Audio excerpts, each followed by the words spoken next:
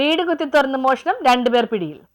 വീട് കുത്തിത്തുറന്ന് മോഷണം നടത്തിയ കേസിൽ ഇതര സംസ്ഥാനക്കാരായ പ്രതികൾ പിടിയിലായി. ഡൽഹി സ്വദേശികളായ ഹിസിബുൾ 22, ബാംഗ്ലൂർ സ്വദേശിയായ മുഹമ്മദ് റഫീഖുൾ 25 എന്നിവരാണ് പനങ്ങാട് പോലീസിന്റെ പിടിയിലായത്. നെട്ടൂർ സ്വദേശിയുടെ വീടിന്റെ മുകളിലത്തെ നിലയുടെ പൂട്ട് തകർത്ത് അകത്ത് കയറിയ പ്രതികൾ വീട്ടിലുണ്ടായിരുന്ന വിലപിടിപ്പുള്ള ടിവിയും ഓട്ടുവിളക്കുകളും പാത്രങ്ങളും വീട്ടുപകരണങ്ങളും ഇൻവെർട്ടർ ബാറ്ററി ഉൾപ്പെടെ ഏകദേശം 2 ലക്ഷത്തോളം വിലപിടിപ്പുള്ള സാധനങ്ങൾ മോഷ്ടിച്ചാണ് കടന്നുകളഞ്ഞത്. പകൽ സമയം കുപ്പികളും മറ്റും പെറുക്കിയെടുക്കാൻ വരുന്ന വ്യാജേന ആൾതാമസമില്ലാത്ത വീടുകൾ നോക്കിവെച്ച് രാത്രി മോഷണം നടത്തുകയാണ് ഇവരുടെ പതിവ്. മോട്ടോർ ഘടിപ്പിച്ച സൈക്കിളിൽ കറങ്ങി നടന്നാണ് മോഷണം. ഇതിൽ ഒന്നാം പ്രതിയായ ഡൽഹി സ്വദേശി ഇസുബുൾ എന്നയാൾക്ക് ആലപ്പുഴ ജില്ലയിലെ അരൂർ സ്റ്റേഷനിൽ സമാനമായ കേസുണ്ടെന്ന് പോലീസ് പറഞ്ഞു.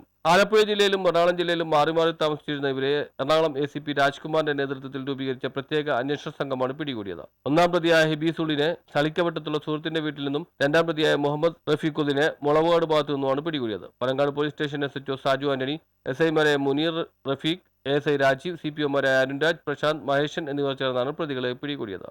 News bureau, Kochi.